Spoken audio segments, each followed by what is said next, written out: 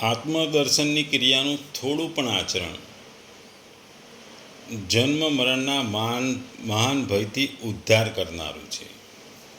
ભગવદ્ ગીતાનો અધ્યાય 3 શ્લોક 20 ભગવાન બોલ્યા કે જનક વગેરે જ્ઞાનીજનો પણ કર્માચરણ દ્વારા જ પરમ સિદ્ધિને પામ્યા હતા.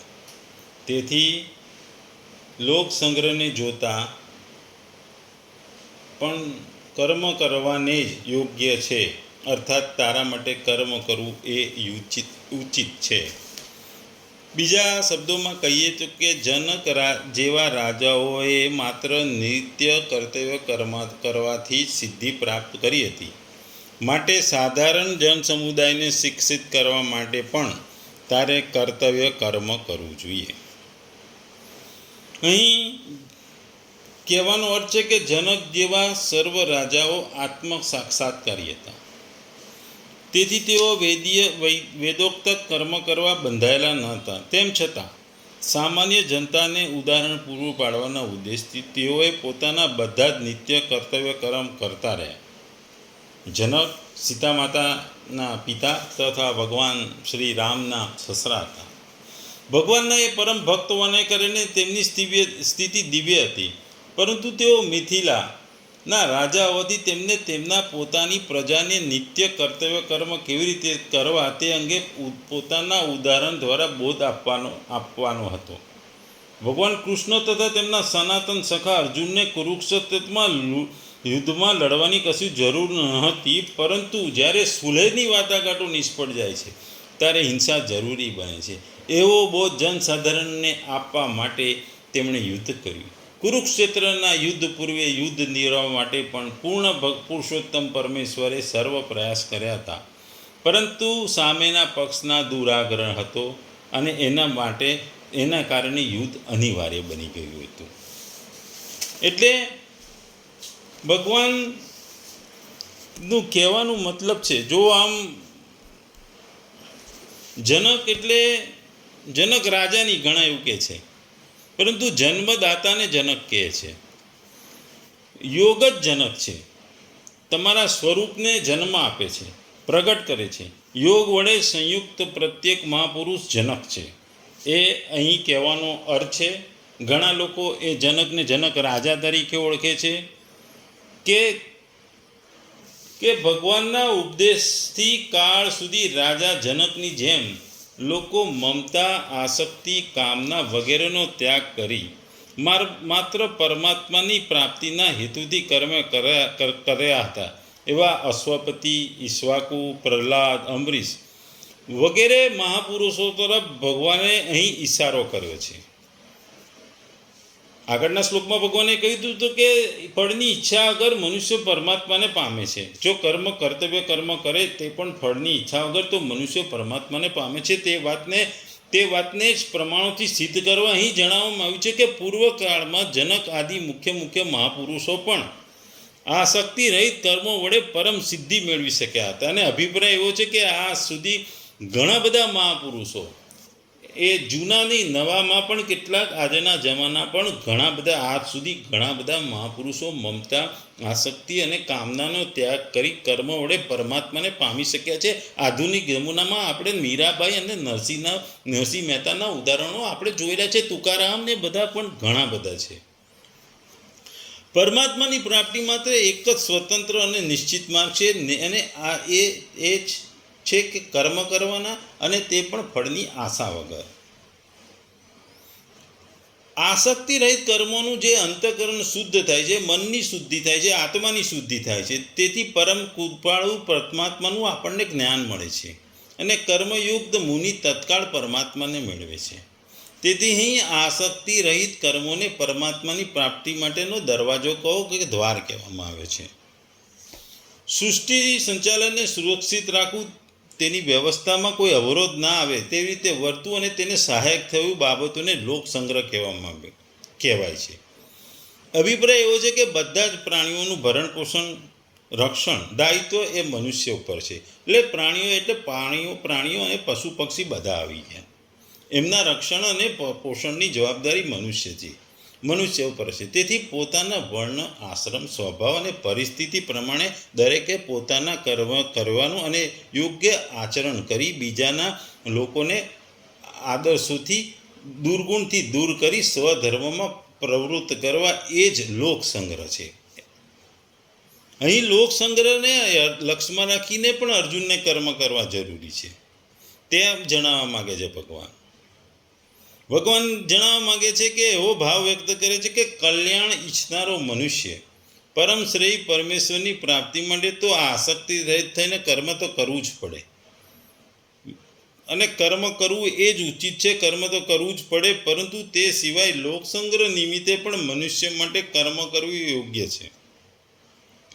તેથી અર્જુન તારે લોકસંગ્રહને રાખીને અર્થાત જો હું કર્મ નહીં કરું તો મને આદર્શ લોકો માનીને લોકો મને અનુસરીને બીજાના લોકો પણ પોતાના કર્તવ્યનો ત્યાગ કરશે ને એ રીતે સૃષ્ટિમાં વિપ્લવ થશે, અંધાધૂંધી થશે અને સૃષ્ટિની વ્યવસ્થા એકદમ ખોરવાઈ જશે.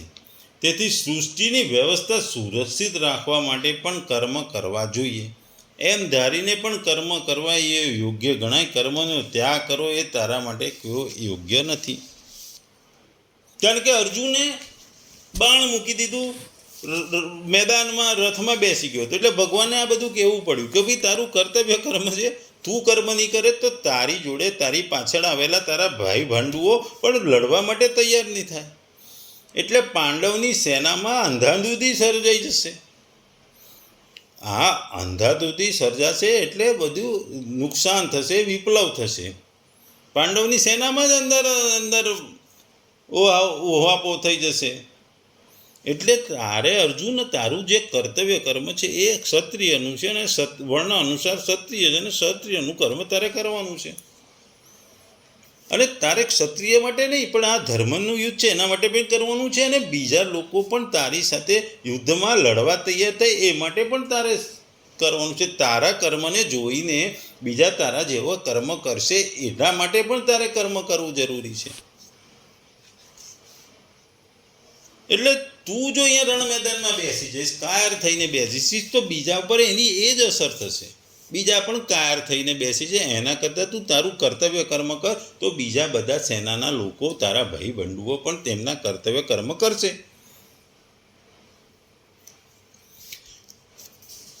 આપણે આગલા શ્લોકોમાં જોયું કે જ્ઞાની માટે પોતાનું કોઈ કર્તવ્ય હોતું નથી. તેથી તેના પોતાના બધા કર્મો લોક સંગ્રહાર્થે હોય છે, લોકોના માટે હોય છે. પરંતુ જ્ઞાનીને આદર્શ માની સાધક પણ લોક સંગ્રહાર્થે કર્મો કરી શકે છે, પણ ખરેખર તો તેને પૂર્ણ રૂપે કરી શકતો નથી. કારણ કે જ્યાં સુધી અજ્ઞાનની નિવૃત્તિ સંપૂર્ણપણે થતી નથી ત્યાં સુધી કંઈક ને કંઈક તો સ્વાર્થ રહે છે અને જ્યાં સુધી સ્વાર્થનો સંબંધ રહે છે ત્યાં સુધી લોક સંગ્રહના કામ તો થાય જ નહીં. જ્યાં સુધી મનમાં થોડી પણ સ્વાર્થ વૃત્તિ હોય, પોતાના માટેની ઈચ્છા હોય, પોતાની કામના હોય તો એ સમાજ માટે કે બીજાના માટે કર્મ કરે જ નહીં, એ પોતાના માટે જ કર્મ કરે. જ્ઞાની માટે કોઈ કર્તવ્ય હોતું નથી તો પણ જે કંઈ કર્મ કરે છે એ બીજાના માટે દેખાડવા માટે નથી કરતો. તેનું મન કર્મનું મહત્ત્વ નથી અને માત્ર દેખાવ કરવા માટે જે કર્મ થતા હોય છે એ એક દંભ છે. જ્ઞાનીમાં દંભ હોતો નથી. જે કંઈ પણ કરે છે લોકો માટે કરે છે, લોકોની આવશ્યકતા માટે છે, લોકોના મહત્ત્વને સમજીને કરે છે. ના તો તેનો પોતાનો એમાં દેખાડો હોય છે, કે ના તો અહંકાર હોય છે, કે ના પોતાની ઈચ્છા હોય છે, કે ના પોતાને ફળની આશા હોય છે, ન તો એને કામના હોય છે. એટલે ભગવાને અર્જુનને લોક સંગ્રહને લક્ષ્યમાં રાખીને કર્મ કેવું જોઈએ એમ જણાવ્યું હતું. એ વાતને સમજાવવા અહીં ભગવાન પ્રયાસ કરે છે. ભગવાનનો ઉદ્દેશ અર્જુનને યુદ્ધ મેદાનમાં યુદ્ધ માટે તૈયાર કરવાનો હતો. કારણ કે એ યુદ્ધ કરશે તો પાંડવના બીજા બધા સેનાનીઓ પણ યુદ્ધમાં આગળ અગ્રેસર થશે, લડશે અને અર્જુનની વીરતા અને એની બાણની એની આવડત એ દુનિયાભરમાં પ્રખ્યાત હતી. એટલે એના સેના પર એનો પ્રભાવ હતો કે જો અર્જુન લડશે એટલે આપણે કોઈ ચિંતા નથી કરવાની અને અર્જુન લડશે તો જ બીજા બધા લડશે. અર્જુન કર્તવ્ય કર્મ કરશે તો એની સેના કર્તવ્ય કર્મ કરશે.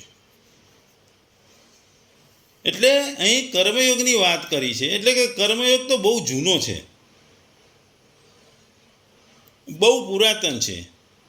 કારણ કે એ કર્મયોગ જેના દ્વારા રાજા જનક જેવા મહાપુરુષો પરમાત્માને પ્રાપ્ત થઈ ચૂક્યા છે. કારણ કે જનક રાજા તો રાજા હતા, ગૃહસ્થાશ્રમ નિભાવતા હતા, છતાં તેમણે ભગવાનમાં ભક્તિ કરી, ભગવાનને પ્રીતિ કરી, ભગવાનને પામ્યા હતા. એને પરમ સિદ્ધિ પ્રાપ્ત થઈ હતી. આ ઉપરાંત સૂર્ય છે, વૈવસ્વ છે, મનુ રાજા, ઈશ્વાકુ વગેરે પણ એવું જ કર્યું હતું. એટલે અહીં આદિ શબ્દ વાપર્યો છે. એટલે કહેવાનો મતલબ છે કે રાજા જનક અને એના જેવા કેટલાય મહાપુરુષો પરમાત્માને પ્રાપ્ત થઈ ચૂક્યા છે. કારણ કે તેઓ સમાજમાં હતા, સંસારમાં હતા, છતાં પણ આથી વર્તમાન અને ભવિષ્યમાં પણ જો કોઈ કર્મયોગ દ્વારા પરમાત્માને ઈચ્છતો હોય, પ્રાપ્ત કરવા માંગતો હોય, તો એને પોતાને મળેલી પ્રાકૃતિક વસ્તુઓ શરીરને પોતાની અને પોતાના માટે નહીં માનવી જોઈએ. જ્યારે પોતાનું આપણું આવે છે, પોતાના માટેનું પોતાનું આવે છે, ત્યારે એ વસ્તુમાં આસક્તિ અને ભાવના જાગે છે. જો પોતાનું શરીર સંસારનું છે ને સંસાર માટે છે એમ માને તો આસક્તિ તૂટી જાય, આસક્તિ રહે નહીં, ભાવના રહે નહીં. અને એ કર્મયોગ એ બીજાના માટે કરે, ફળની આશા વગર કરે. એટલે કર્મયોગ એ પરમાત્માની પ્રાપ્તિ માટેનું સર્વશ્રેષ્ઠ, સુગમ, શ્રેષ્ઠ અને સ્વતંત્ર સાધન છે. એમાં કોઈ શંકાને સ્થાન નથી. એટલે આસક્તિ રહિતને કર્મ કરવા, કેમ કે આસક્તિ રહિતને થઈને કર્મ કરવાથી મનુષ્ય પોતાના કર્મના બંધનોમાંથી છૂટી જાય છે, મુક્ત થાય છે. એ કેવળ કર્મ કરવાથી નહીં, કેવળ કર્મ કરવાથી તો પ્રાણી બંધાય છે. એટલે ગીતામાં ખાસ વિશેષતા છે શ્લોકોમાં કે ભગવાને પાછળના શ્લોકમાં વર્ણિત વિષયની મુખ્ય વાતને જે સાધકો માટે વિશેષ ઉપયોગી હતી એ સંક્ષિપ્તથી આગળના શ્લોકમાં ફરીથી કહી. જે 19મા શ્લોકમાં આસક્તિ રહિત થઈને કર્મ કરવાની આજ્ઞા દઈ, 20મા શ્લોકમાં તે જ વાતને સંક્ષેપમાં કહે છે. એ રીતે 12મા અધ્યાયના 6થા શ્લોકમાં પણ ભગવાન આ જ વાત કહે છે કે મારામાં ચિત્ત લગાડનાર ભક્ત પદથી ફરીથી પામશે. અહીં અર્જુનનો યુદ્ધ મેદાનમાં કર્મનો ત્યાગ કરવાની ઈચ્છા છે. એટલે ભગવાન કહે છે કે તારે તો કર્મ તો કરવા જ પડશે, કે કર્મ વગર કશું ચાલવાનું નથી. તું કર્મ કરીશ તો બીજા તારા જેવું કર્મ કરશે, અને તું પણ કર્મ કરીશ તો બીજા કર્મ કરશે તો યુદ્ધ ચાલુ થશે ને યુદ્ધમાં તમારો વિજય થશે કે પરાજય થશે એની તમારે કોઈએ ઈચ્છા રાખવાની નથી. કારણ કે એ તો નિશ્ચિત છે. એટલે કે મૂળ કર્મયોગમાં ફળની ઈચ્છા વગર આસક્તિ રહિત જે કર્મ કરો એ જ ખરું છે જે પરમાત્માને પામી શકે છે, પરમેશ્વરને પામી શકે છે. વાસ્તવમાં ચિન્મય પરમાત્માની પ્રાપ્તિ જળ કર્મોથી થતી નથી. નિત્ય પ્રાપ્ત પરમાત્માનો અનુભવ થવામાં જે વિઘ્નો આવે છે તે આસક્તિ રહિત થઈને કર્મ કરવાથી દૂર થઈ જાય છે. પછી સ્વતંત્ર, સૌરીપૂર્ણ, સ્વત સિદ્ધ પરમાત્માનો અનુભવ થાય છે. આ રીતે પરમાત્મા તત્વના અનુભવ આવવાવાળાના વિઘ્નો દૂર કરવાને કારણે અહીં કર્મ દ્વારા પરમ સિદ્ધિ એટલે કે પરમાત્મા તત્વની પ્રાપ્તિની વાત કહેવામાં આવી છે. અહીં કહેવાનો મતલબ એ છે કે કર્મયોગ મુક્તિનું સ્વતંત્ર સાધન છે. કર્મયોગ એ મુક્તિનું સર્વશ્રેષ્ઠ અને સ્વતંત્ર સાધન છે. જનક જેવા રાજાઓએ પણ કર્મયોગ દ્વારા જ પરમ સિદ્ધિ પ્રાપ્ત કરી હતી. કારણ કે તેમણે ફક્ત બીજાઓની સેવા માટે, તેમને સુખ આપવા માટે રાજ્ય કર્યું હતું. પોતાના માટે એમણે રાજ્ય નહોતું કર્યું. કારણ કે તેઓ સંસારમાં હતા, છતાં પણ તેમણે ભગવાનને પ્રાપ્ત કર્યા એક પોતાના કર્મયોગ દ્વારા. કારણ કે એમણે પોતાની રાજ્યનું સંચાલન જ એવું કર્યું કે લોકોને સુખ મળે ને લોકો માટે એમણે કામ કર્યું. પોતાના રાજા તરીકે પોતાને લાભ માટે એમણે કોઈ દિવસ કામ જ ના કર્યું. એટલે અહીં ભગવાન કહે છે કે તારે લોકોમાં કર્મયોગનો આદર્શ સ્થાપિત કરવો જોઈએ, અને તું આ આદર્શ સ્થાપિત કરીશ અને તું પરમ સિદ્ધને પ્રાપ્ત થઈશ તો બીજા લોકો પણ કર્મયોગનું પાલન કરશે અને પરમ સિદ્ધિને પ્રાપ્ત કરશે. એનો સાર છે.